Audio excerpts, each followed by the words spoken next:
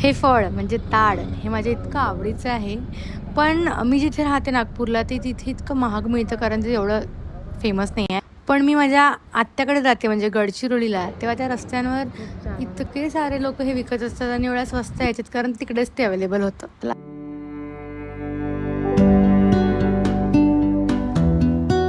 काही कामासाठी मी वर्धेला गेली होती, तर बापू कुटीच्या अपोजिट साईडला एक हॉटेल आहे.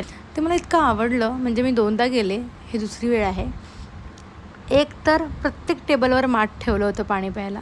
दुसरं म्हणजे इतकं सात्विक जेवण होतं, म्हणजे झुणका भाकर किंवा भरीत भाकर किंवा आंबाडी सरबत, ताक, खवापोळी, पुरणपोळी. ₹80, ₹120, ₹20, ₹10 असं सगळं होतं. व्यवस्था इथे अवेलेबल होते, एक म्हणजे टेबल आणि एक दुसरी बैठक व्यवस्था. मी मागच्या वेळेस जेव्हा गेले होते ना, तेव्हा मी बैठक व्यवस्था जी आपली असते म्हणजे खाली बसून जेवण करायचं आणि मध्ये टेबल तिथे बसले होते, तर ते आठवून आम्ही गेलो होतो. पण यावेळेस आम्ही टेबलवर बसलो. सो ही एक बैठक व्यवस्था आहे.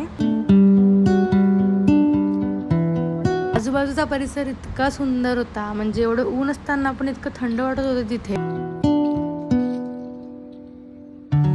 मागे गेल्यासारखं, मागच्या काळामध्ये गेल्यासारखं सगळं त्यांनी केलं होतं.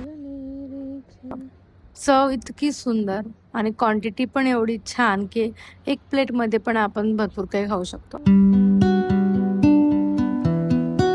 त्यांचं जे वर्धेचं स्थान आहे त्याच्या एकदम अपोजिट साईडला त्यांचंच हे एक आहार केंद्र आहे बहुतेक. आणि आम्ही सगळे असे इथे फिरत होतो. आमचं काम झाल्यावर आम्हाला भूक लागली आणि आम्ही आलो.